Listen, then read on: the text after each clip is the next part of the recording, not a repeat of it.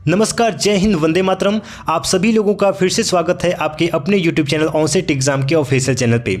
आज का सेशन साथी आपके लिए बहुत ही ज़्यादा इंपॉर्टेंट सेशन होने वाला है। क्यों?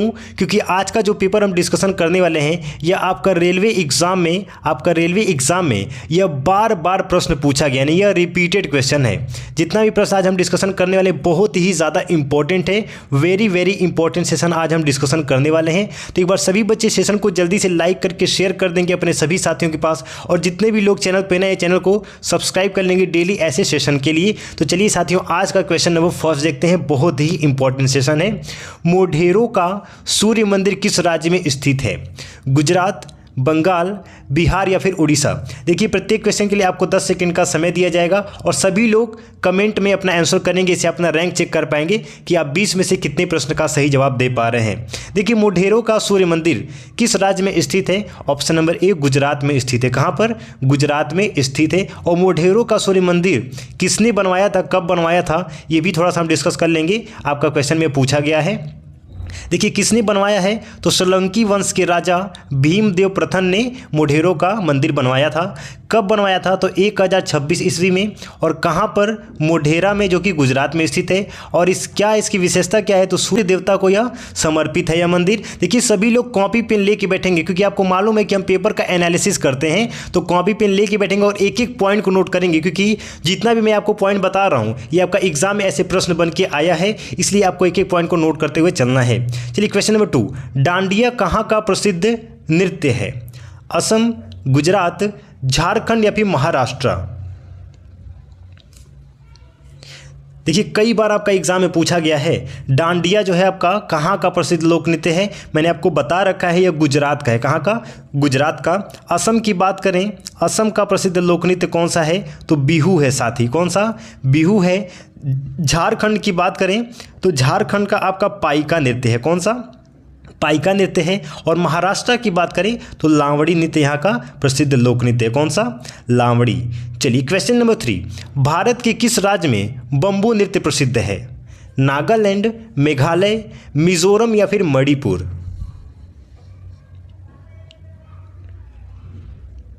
देखिए, बंबू नृत्य जो है आपका, इसका एक दूसरा नाम और है। वो क्या है साथी?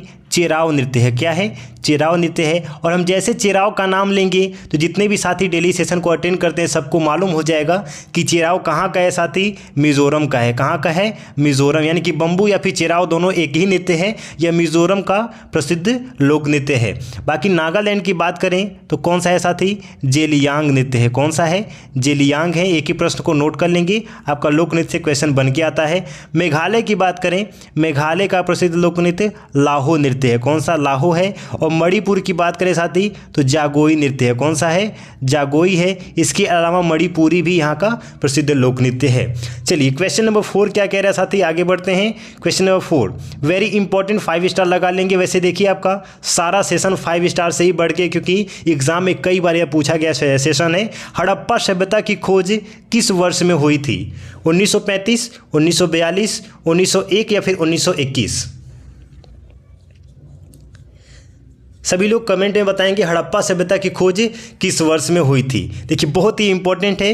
हड़प्पा सभ्यता की खोज 1921 में हुई थी। Option number D is the right answer. और देखिए, हड़प्पा सभ्यता को सिंधु घाटी सभ्यता के नाम से भी जाना जाता है। वेरी इंपॉर्टेंट है। सिंधु घाटी सभ्यता के रूप में भी इसको जाना जाता है। ठीक है ना।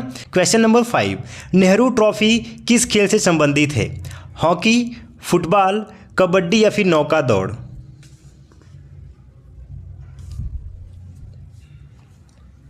नेहरू ट्रॉफी किस खेल से संबंधित है? ऑप्शन नंबर डी हो जाएगा, नौका दौड़ से। चलिए, क्वेश्चन ऑफ द डे, आज का सबसे ज़्यादा इंपॉर्टेंट प्रश्न आपके सामने आ गया है। चौरी चौरा कांड की घटना कब घटित हुई? वर्ष 1920, 1921, 1922 या फिर 1923? चलिए, आज का सबसे ज़्यादा इंपॉर्टेंट सेशन है। क्वेश्चन ऑफ द डे आपका क्या है? चौरी चौरा कांड की घटना कब घटित हुई थी? तो ऑप्शन नंबर क्या हो जाएगा साथी? 4 फरवरी को हुआ था। 4 फरवरी सन 1922 को हुआ था। Option number C is the right answer. इससे रिलेटेड जितना भी पॉइंट मैं आपको बताने वाला हूं, सभी लोग पॉइंट को नोट कर लेंगे। आपसे क्वेश्चन बन के इसमें आएगा और पूछा जा सकता है। देखिए, चौरी चौरा कांड की बात करें, घटना असहयोग आंदोलन में भाग लेने वाले प्रदर्शनकारियों और पुलिस के बीच झड़प हुई। प्रदर्शनकारियों ने पुलिस स्टेशन पर हमला किया और आग लगा दी। परिणाम क्या हुआ? 22 पुलिसकर्मियों और 3 नागरिकों की मौत हो गई। प्रतिक्रिया इसकी क्या निकली? महात्मा गांधी ने 12 फरवरी 1922 को असहयोग आंदोलन को रोक दिया। देखिए, आपसे ये भी क्वेश्चन पूछा जा सकता है कि असहयोग आंदोलन किसके द्वारा चलाया गया था? तो महात्मा गांधी जी के द्वारा। और यह कब रोका गया था? तो 12 फरवरी 1922, ये डेट याद रखेंगे, आपसे क्वेश्चन ये पूछा गया है। इसके आगे की बात करें, इस घटना के बाद 19 प्रदर्शनकारियों की मौत की सजा और 14 को उम्र कैद की सजा सुनाई जिसने हमला किया था। इस कांड की सुनवाई सत्र न्यायालय गोरखपुर में हुई थी। चौरी चौरा में शहीद स्मारक भी बना हुआ है। अगर आपने विजिट किया है तो आप कमेंट में ज़रूर से बताएंगे। और सभी लोग ज़रा बताएंगे आप लोग कहाँ कहाँ से इस सेशन को देख रहे हैं। मैं भी आपका यूपी से ही बात कर रहा हूँ, चौरी चौरा के नियर बाई से ही। चलिए, क्वेश्चन नंबर 7, भारत में खोजा गया सबसे पहला पुराना शहर कौन सा था? हड़प्पा, पंजाब, मोहनजोदड़ो या फिर सिंध? देखिए, क्वेश्चन नंबर 4 में हमने इसका डिस्कशन किया है अभी। अगर आप लोग ध्यान से देखें तो जल्दी से इसका जवाब दे दीजिए। भारत में खोजा गया सबसे पहला शहर, पुराना शहर कौन सा है साथी? ऑप्शन नंबर क्या हो जाएगा? हड़प्पा ही तो होता है ना। ऑप्शन नंबर 4 में हम लोग डिस्कस किए हैं। क्वेश्चन नंबर 4 में देखिए, भारत में खोजा गया सबसे पहला पुराना शहर हड़प्पा है। Option number A is the right answer. और कब किया गया था? अभी हमने डिस्कस किया 1921 में।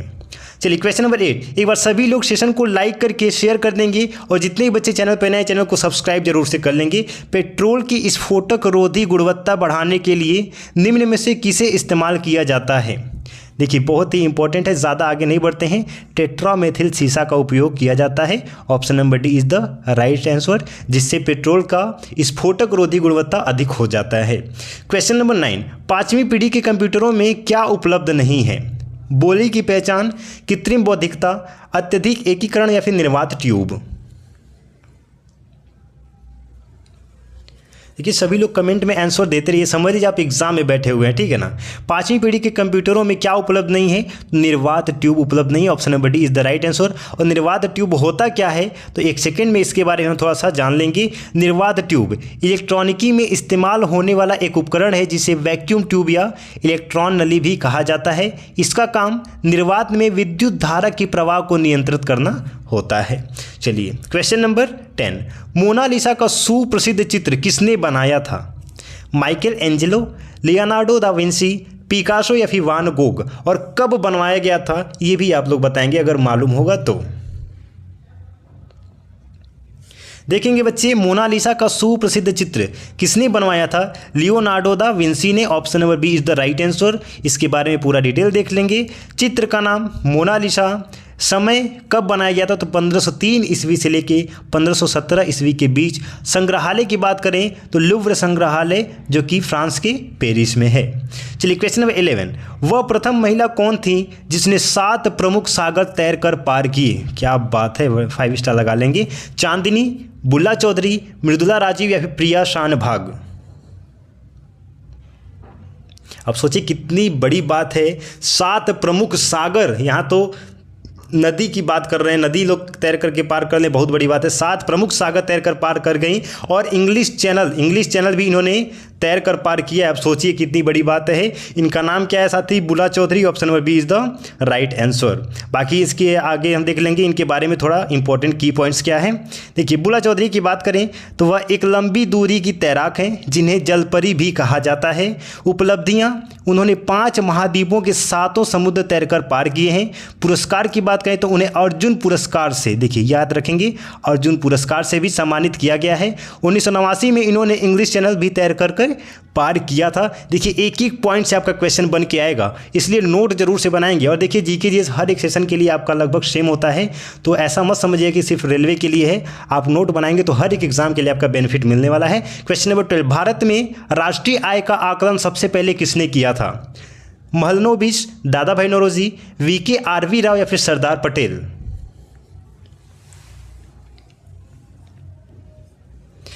चलिए, भारत में राष्ट्रीय आय का आकलन सबसे पहले कब किया गया था? तो सन 1867 में, 1867 में। और किसके द्वारा? तो दादा भाई नौरोजी के द्वारा। क्वेश्चन नंबर 13, किसी देश का आर्थिक विकास किस पर निर्भर करता है? प्राकृतिक संसाधन पे भी निर्भर करता है, पूंजी निर्माण पे भी, बाजार के आकार के भी, और उपयुक्त सभी, यानी कि इन तीनों पे निर्भर करता है किसी देश का भी आर्थिक विकास। क्वेश्चन नंबर 14, भारतीय युद्ध स्मारक का पुरातत्व संग्रहालय कहाँ स्थित है? कोलकाता, लखनऊ, अहमदाबाद या फिर दिल्ली?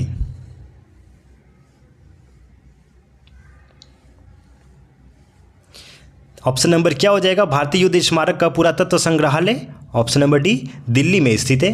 क्वेश्चन नंबर 15, एक बार सभी बच्चे सेशन को लाइक करके शेयर कर देंगे। भारत के नियंत्रक एवं महालेखा परीक्षक का कार्यकाल कितने वर्षों का होता है?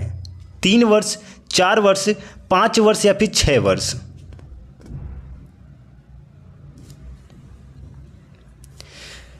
ऑप्शन नंबर क्या हो जाएगा साथी? ऑप्शन नंबर डी हो जाएगा, 6 वर्ष। क्वेश्चन नंबर 16, भारत का प्रथम मुख्य चुनाव आयुक्त कौन था और भारत का प्रथम मुख्य चुनाव कब हुआ था? दोनों चीज़ें बताएंगे। जिमी वामलकर, सुकुमार सेन, केवी के सुंदरम या फिर टी स्वामीनाथन? देखिए, 2 क्वेश्चन हम लोग यहाँ पे डिस्कशन करेंगे। भारत का प्रथम मुख्य चुनाव कब हुआ था? सबसे पहले हम ये जान लेते हैं, तो 1951 में हुआ था। कब हुआ था? 1951 में हुआ था। वैसे अगर पूछा जाए तो 1951 और 1952 में हुआ था, ऐसे याद रखेंगे, ठीक है ना। और प्रथम मुख्य चुनाव आयुक्त कौन था बच्चे?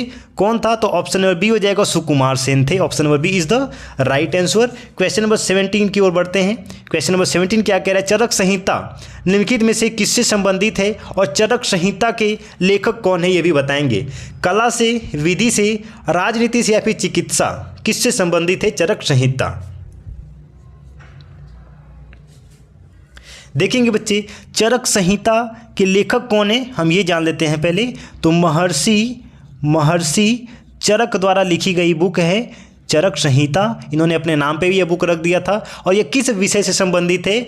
तो चिकित्सा से संबंधित है। किससे? चिकित्सा से। Option number D is the right answer. Question number 18, निम्नलिखित में से कौन सा प्रक्षेपास्त्र ऐसा है जो भूमि से वायु में जाने वाला प्रक्षेपास्त्र है? त्रिशूल, K-15 सागरिका, ब्रह्मोस या फिर अग्नि?